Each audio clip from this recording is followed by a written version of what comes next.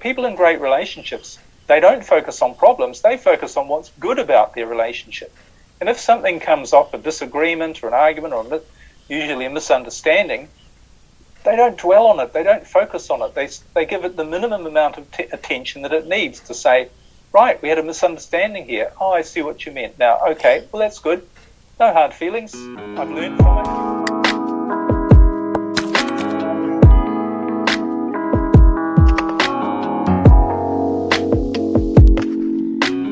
A successful marriage requires falling in love many times, always with the same person.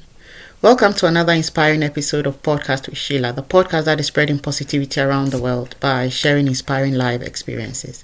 Today's guest, Naden, is a speaker, teacher, writer, and researcher. Apart from helping people use their brains the right way to create true success, Liam also helps couples save their marriage from divorce. He shares powerful ideas on how to heal our relationships, and today we are discussing all that and more. Hello, Liam, and welcome to Podcast with Sheila. Hi, Sheila. Thank you very much for having me. It's great to be here. Well, before we get right into it, we'd like to say a very big thank you to all our listeners and everyone who's been watching the episode. We say much love and appreciation. If you've not yet subscribed, we would urge you to subscribe now for more inspiring stories and informative episodes. I believe we are all excited about today's topic, so we'll go right into it without wasting much time. But this is the second time we are hosting Liam on this platform. The first time was in episode 59. If you've not seen it, go check it out. We spoke about the brain and how to use the brain the right way to create success. So make sure you check that out as well before this one, just so you get to know who is actually behind this episode today, because we're not going to be doing much of that. We're going straight into it, Liam. So welcome again, Liam, and let's go right into it. What is the true meaning of marriage? It looks like marriage means so many things to different people, but what, in your opinion, what is marriage? Well, of course, for most of human history, marriage has really been more of a political or legal entity rather than a romantic one. It's really been grown up as a way for two people to provide security and certainty, and of course to raise a family in a certain environment. So it's only really relatively recently that marriage has really become associated with romance and love. And I think part of the problem today is a confusion over what a marriage actually is. And as you say, lots of people have different ideas about what a marriage is. Yeah. But essentially, the ideal of a marriage is two people who want to be sharing their lives with each other and see a relationship with another person as a vehicle for them to have the happiest life possible. Wow. So it's not actually about sacrifice, it's not about struggle, it's not about working hard on your marriage. The idea of a marriage is it's a place that you don't have to work hard. Maybe it's the one place in your life that you shouldn't have to work hard, because it's the place you retreat to in safety and certainty and security with another person who loves you unconditionally for who you are. That's the ideal. Of course, many people have strayed away from that, but that to me is what the ideal is. Do you think marriage is for everyone? Because sometimes you hear people say, I don't think marriage is for me because I've gone into it too many times and I've come out. Do you think marriage is for everyone, or it's because we don't take our time to learn more about the person we are hoping to spend the rest of our lives with, and then we happen to make the wrong choices, and then we don't get to go on the journey we wish to go on with marriage? So then we tend to say marriage is not for me because it never worked out for me. Yeah, well, I think the problem is with most people for whom a marriage doesn't work out, or for whom it's not really the happy experience and the solution to their dream, if you like, that they expected it to be. The fundamental reason for that is people go into a relationship based on the wrong thing. And that wrong thing is fear. So people enter a relationship thinking, usually subconsciously, of course, but they're thinking, I need to marry this person because there mightn't be anyone else out there as good for me. or I don't want to be on my own, I don't want to be alone, or I'm getting old and I need to therefore have a family, or society expects us all to be married or in a relationship with someone else. But all of those reasons are based on fear. And that's what makes us do the wrong thing. That's what makes people get into the wrong marriage. And it's also what makes marriages go off the rails. It's because when people start doing the wrong things in their marriage and sending it in the wrong direction, it's all again based on a fear. They're worried about their relationship. They're worried about their marriage and the fact that it might not work out, it might not turn out. Really, fear is at the heart of everything. When people say, I don't know if marriage is right for me, what they're really saying is, I'm afraid. And that's the wrong, instead of going into a relationship or looking for a relationship to overcome your fear, what you need to do is you need to sort yourself out first. And say, how can I get into a place where I'm not afraid of what a relationship or what a marriage might mean, where I can feel good about it and not be worried about it or worried about whether I choose the right person or whether it's going to work out or what other people are going to think, or whether it's going to be as good as I want it to be. Get rid of all of those fears, and then you're going to go and you are going to find the right person, and you are going to do the right things, and it is going to work out. And if it doesn't work out, if it turns out that it doesn't, then it doesn't work out. You know, it's not a question of having to sacrifice the rest of your life trying to, because you're afraid, carry on with something that really isn't right for you. Yeah. So many times I've heard people say that I think I enjoy both of us just coexisting without getting married proper, because there's a fear that when people get married, their relationship don't tend to go the long haul, but rather when they just coexist, it works out better. Why is that? Well, again, I think there's a fear attached to this whole institution of marriage, because what you're really referring to, and many people that I've worked with, because I've been a relationship and marriage coach for many years now, and many people I've worked with, there seems to be a shift from before they're married and getting on really well, and then somehow when they get married, things change. And what's really changed is their belief about what marriage means. And all of a sudden, they have in their mind marriage means it's really serious. It's, you know, because the opposite of a marriage is divorce. Because if you're not married to somebody and you're in a relationship with them, you know, you can just leave each other. There's not this big divorce stigma about it. So again, it has this underlying fear that people have about when they enter a marriage that somehow things have changed, and it really shouldn't be that way. They should keep all of the feelings and all the attitudes and all of the lack of fear that they had before they got married. They should carry that forward into their marriage. And a lot of the work I do is actually helping couples and individuals who find their marriages going off track to say and identify, what did we used to do when we first got together, before we got married, before we were worried about whether it was going to work out or not, or what people might think, or whether, you know, we might have a divorce, or what might happen to the children when they come along. What did we used to do? Because what we used to do was what made the relationship work. And that's when you remember what you used to do and you start doing those things again, that's when things start to heal. Things start to get back to the way they were, which is where you really want it to be. I think that that is 100. I agree with you on that point 100%, because personally I've done it so many times. Because sometimes you get to a point and then you remind yourself, where did we start from? How did we get here? And anytime you do that, you see things begin to reverse. It doesn't matter the pressure you are in at the moment, but things begin to reverse and losing up a little bit. It makes you see the brighter side more because you had started from that end. And as for me, as you live through life in relationships, there will always be ups and downs. But anytime you're starting a relationship, it looks all rosy, all good, all nice. And when we go back to that point, it reminds you of the good days, and it gives you hope to know that there will always be good days at some point. You know, it's not always rosy, but once it goes down, it's definitely going to go up. So look up and hope that things get better. And I've done it too many times. Like, I keep doing that. Sometimes it gets stale, relationships get stale, and I'm going to go there and ask what we can do to spice it up a little bit. But sometimes it gets stale because work and everything gets in the way, and then you see that it's not the way you started when there weren't children, when there weren't a lot of pressure. You had so much time to do things and know each other more and more. But we'll get to go there. There's this lady I know, and we always celebrate her. We say, I think she's been married for 45 years or so. She'll be listening to this podcast.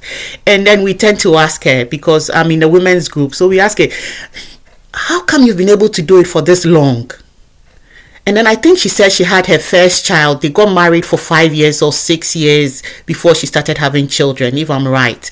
Then other ladies will ask her, what were you doing in all those 6 years? Then she'll say, we were getting to know each other. And then we'll laugh it off. But then it looks like it's the good thing they did, because she and her husband bonded within that year before the children came in. So they became friends. And it's difficult. You will definitely have grudges with your friend, your sisters, even sisters and siblings do have grudges. But then every time you still find a spot to mend it up. And that is what has kept her going, according to her. What can you say about that? Well, it's interesting. I've got a new coaching program coming out called The 9 Habits of an Unstoppable Marriage. And what it really is what I've identified through all my years of working with people and research about the difference between a great relationship or marriage and the one that most people have, which is not great and might even end in divorce. And it really comes down to 9 habits. And I'm sure that the lady you're referring to, who's been married 45 years, she probably, and her husband, probably have these 9 habits. They're things that they do as a habit every day without even thinking about that most people simply don't do. And what those habits come down to, again, are things that they used to do. People used to do, but they've stopped doing it. And all you really need to do, if you want to rebuild your marriage, is think, well, what are these 9 things that I used to do, that we used to do, that we've stopped doing, and start doing them again. And not to be a bit of a spoiler on what the program is, but some of the little things you think about, what people did early in their relationship that they've stopped doing. One of the things is spending time together. That lady who they spent 6 years getting to know each other.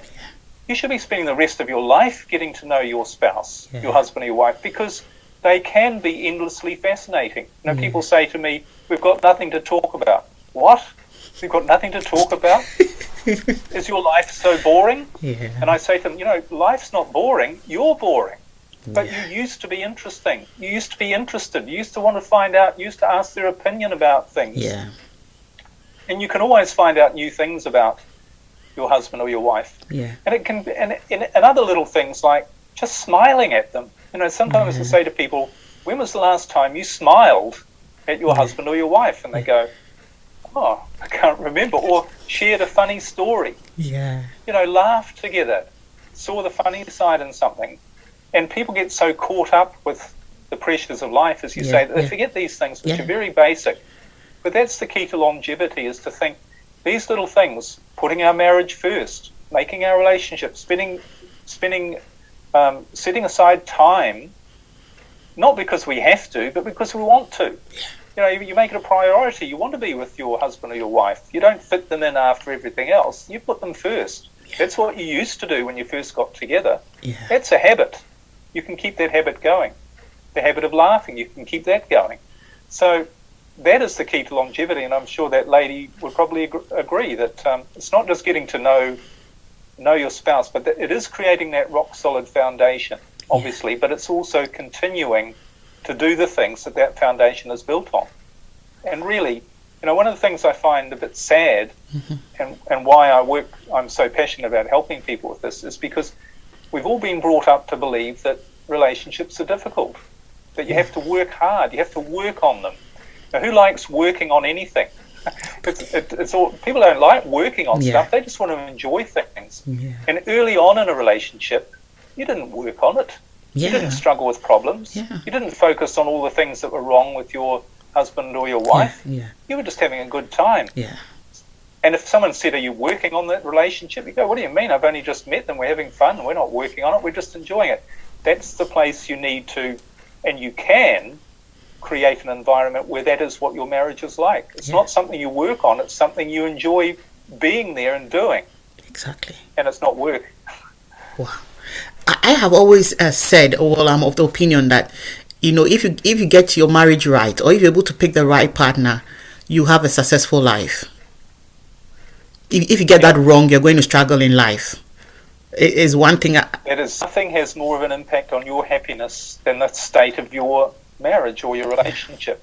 Because it has, and we forget this. We think, well, firstly, we might accept, yes, you're right, nothing has more of an impact on my happiness than my marriage. Well, if that's the case, why aren't you putting it first? Why aren't you spending all of your focus or a lot of your focus or making it your number one priority to make that work, to do the things, to give it the time, give it the energy, the positive energy to make it work, because everything else is going to flow from there. It's not a question of, I'll get my career sorted, and this is what we tend to do. I'll get my career sorted, I'll get the finances sorted, I'll get the children going through the schools, and then I'll come back to my marriage. Well, by then it's too late. You actually need to keep this as the central core of your life, really, and everything else will work out a lot better. I think this bit that you just said, my husband has said it to me before. He said, the children are going to go away, it's just going to be the two of us. We better build it now. Because sometimes as mothers, you tend to put all the attention on the children. When the children come in, it's like we give about 80% of the attention to the children and 20% to our husbands. And he was telling me it's not supposed to be like that. Rather, it has to be the reverse. We know the children are there, we provide for them, we cater for their needs and all, but it shouldn't be 80% that much on them, and rather 20% on working the relationship up. And I think I agree with you when you look at it in that side, knowing that they have a life from here, like they'll grow up and will also move out, and then it will just be the two of you at that point. If you've not built a relationship from scratch, till now, you'll be living like strangers. There'll be no friendship, like you said, nothing to talk about, because you've not spent time in a long while to have anything to reflect on. Only everybody living in isolation kind of, and there is no relationship at that point, so it makes it difficult. But if you build every day, make an effort to build it, in the end you see there is a lot to reflect on, and you would have built a stronger bond. And even when the children are not there, you have each other. So I totally agree with you on that. But another point I want to ask is, because we had said that marriage, if you get it wrong, is going to affect your life going forward, what are some of the things people should look out for before committing to a marriage? People should look out for in a partner. I think the most important thing to look out for is not really what's in your partner, it's what's in you. Okay. And ask yourself, why am I really getting into this marriage? Why do I really want to sign on the dotted line, as it were? And if it's based on a fear, then that should be a red flag to you. Maybe this isn't, if you think all of the things I talked about before, well, I might not find someone else as good. People say things like, well, they're 80% there, and we have all our problems, but everybody knows no marriage is perfect, and we can fix those things. We can work all of those things. Now, all of those things are just justifications to you trying to overcome your fear that you need to get married to this person, because you have a fear that if you don't, something bad will happen to you. Like, you might not meet another person. You might, if this person's 80%, you might not meet anybody who's more than a 40%. Or you might think, I'll regret it later in my life that I didn't marry this person. Or, my friends, we've been together a while, and all my friends and family will think that I'm a failure, or I'll think I'm a failure because I couldn't make this relationship work. So you really need to ask yourself, what is it? Is it based on fear? Is that the reason that I'm wanting to enter this relationship? Because if it is, it's a very big warning sign that maybe you shouldn't do it. And it's not about looking at your partner. It's not about saying, well, what about them? Can I change? What do I like? And doing it all logically. You've got to say to yourself, does this feel right? And if it doesn't feel quite right, it's because you have some underlying fears that you haven't resolved. And that's what you need to do. Because, one of the things I've noticed about great marriages, and I talked about this program about the 9 habits, but one of the differences between people in a great marriage and people in an average or an unhappy marriage is the people in a great marriage have no fear about their relationship. So they're there because they want to be. They're not there. They're not worried about whether it might end or whatever. They're just enjoying being there, and they have the belief, okay, I'm here because I want to be. Now, if sometime in the future it doesn't work out, or we drift apart, or something happens and it feels like we're not supposed to be together, well, that's okay. We'll have had a good time, and then I can go and find someone else. I'll know that was a part of my life, and I'll be able to go and find someone else, and I'll be fine. Now, that doesn't mean people aren't committed. It's the opposite. People are more committed because they're being themselves. They're not afraid to be themselves. They're not afraid to be open with their husband or their wife. And they're more, and things work out a lot better. It also doesn't mean people with the slightest hint of some trouble, they take off and say, oh, I give up. It doesn't mean that at all. Yeah. But it does mean that people don't have a fear attached to whether that's going to work or not. And that's one of the keys to a great relationship, is not to have fear, but to do that, you have to go into it without fear to start with. You can't think, well, I'm afraid about what might happen, but if I work hard enough, I'll fix it. Yeah. Life doesn't work like that. And I've worked with people who've been trying to solve their marriage problems for 30 years and keep thinking, we can fix this. I know it's hard. It's supposed to be hard. And they never really get anywhere, and they really have quite an unfulfilled life, and it's tragic. It shouldn't be like that. Yeah. Wow. Let's talk about the 9 habits to a successful marriage. Can we talk? We can't talk about all 9. We can't talk about, to unstoppable marriage. Well, some of them are, and as I say, I've got a coaching program coming out that goes into detail about what they are and how to apply them to your life. Most of them are fairly straightforward, but a couple I've already mentioned. One is putting your marriage first, and that's probably one of the most important habits. And again, these, as I say, these are habits not that I've come up with as ideas and thought, oh, this is a good idea, and maybe people should do that. It's by observing people who've got really good, strong marriages, what they're doing that's a habit that other people aren't doing. And I guarantee most people who are having marriage problems, they're not putting their marriage first. They're not saying, we need to spend quality time together. And one of the other habits, another really powerful one I could mention, is to do with this concept that whatever you focus on, you're going to get more of. And that is so true. So when you think about your marriage, people listening should ask themselves, what am I focused on in my marriage? Am I focused on the problems? Do we have problems and miscommunication and maybe lack of intimacy or, stress? Am I trying to fix those problems? In other words, am I focused on those problems? Because whatever you focus on, you get more of. And this is part of the problem with counseling, therapy for many people. And I talk to a lot of people for whom it hasn't helped them doing counseling and therapy, because it's a focus on the problems. It's like, what are the problems in your relationship? Right, how do we fix them? Yeah. And you can't do it that way, because you just keep getting more problems. If you're focused on problems, whatever you focus on, you're going to get more of. But people in great relationships, they don't focus on problems. They focus on what's good about their relationship. And if something comes up, a disagreement or an argument or usually a misunderstanding, they don't dwell on it. They don't focus on it. They give it the minimum amount of attention that it needs to say, right, we had a misunderstanding here. Oh, I see what you meant. Now, okay, well, that's good. No hard feelings. I've learned from it. You've learned from it. Let's move on. Let's get back to what we're here for, which is to have a good time. Yeah. So that's one of the most important things to remember, is whatever you focus on, you get more of. And although you're going to be very tempted to say, I need to fix, but how can you say that? I need to fix this problem. This is a problem here. And people say, well, if I can just fix this problem, then everything will be great. Yeah. But that's not the way it works. You don't actually fix a problem by focusing on it. You fix a problem by focusing on the solution. Great. On the opposite of the problem.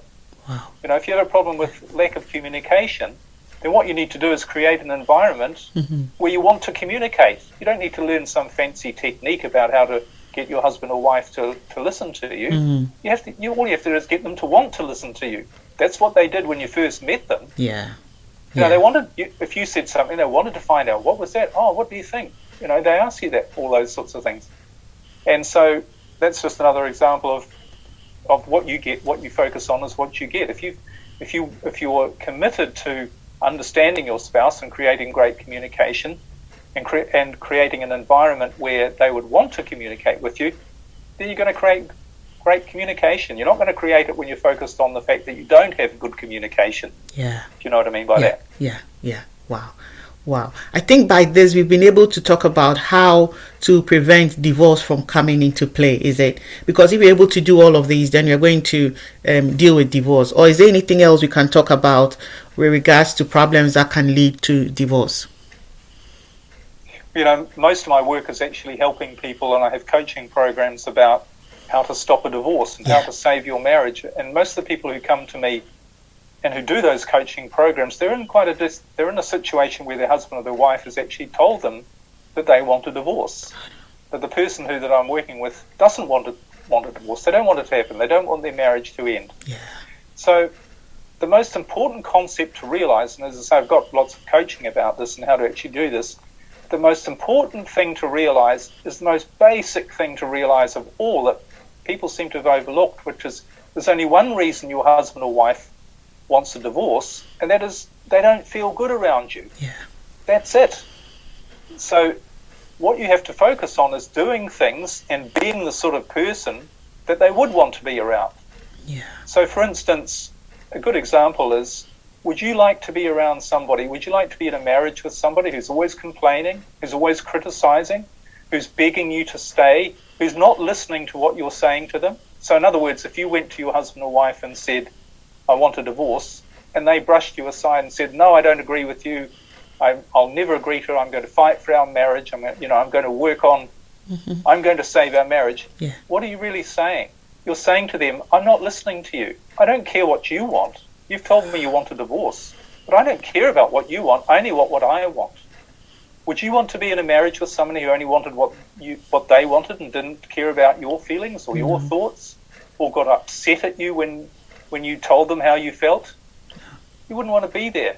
But that's all the things that people do when they're having trouble, and they say, let's rush off to counselling, or let's work on our marriage. And the other person's saying, I don't want to do any of those things because none of those make me feel good.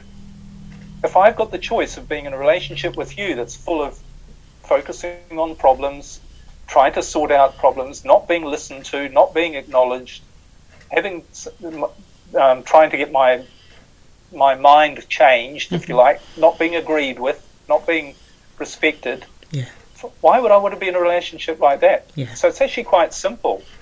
It's not easy, of course, and it takes time and it takes a bit of a strategy to actually do it. But you need to think, I need whatever it takes and whatever it is, I need to get my husband or my wife feeling that being with me is good and is better than being anywhere else. And when you do that, they're not going to leave you. They're not going to ever want to leave you. And even if they have left you, they're going to want to come back. You know, so that's the bottom line to it. And of course, that's not just for people facing divorce. That's everybody. You need to keep thinking, how can I be, and this isn't about, making yourself secondary at all. You can't do that. But how can I make my spouse, my husband or wife, feel good? And surely that's one of the things we want to do in a marriage. If we love the person, we want them to feel good. We want to know what makes them happy and how we can help contribute to that. Pretty basic, and when you look at it from a zoomed out perspective, isn't it, really? Yeah. Wow, I really like the way the conversation is going, but for the sake of time, we may not be able to go any further. But I'd like to say, if anybody has questions, you can leave them in the comment section below, again with Liam, to see if we can, if it's possible to do a part 2 of this marriage, because I know the topic marriage is broad, isn't it? And we can never be able to cover it all, especially when people have questions to personal issues they would wish that we discuss. So if you have any such questions, just leave it in the comment section below. We'll see what we can do, if we can bring Liam back, if he has time, or if he can respond to you directly. Whatever it is, I'm going to be leaving his contact details in the description box as well, so you can reach out personally to him as well. But would like to say a massive thank you, Liam, for your time on Podcast with Sheila the second time. We really, really appreciate it.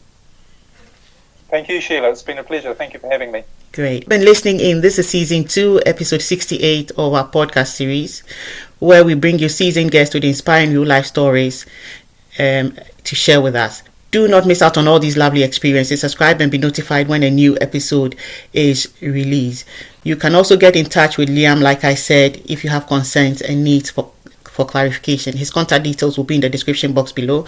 We have a video presentation of this episode on our YouTube channel. Just search Podcast with Sheila on YouTube and you'd find us. Our prayer for you this week is that love and peace will abound in your homes. May the Lord repair all broken relationships. Until we meet again, have a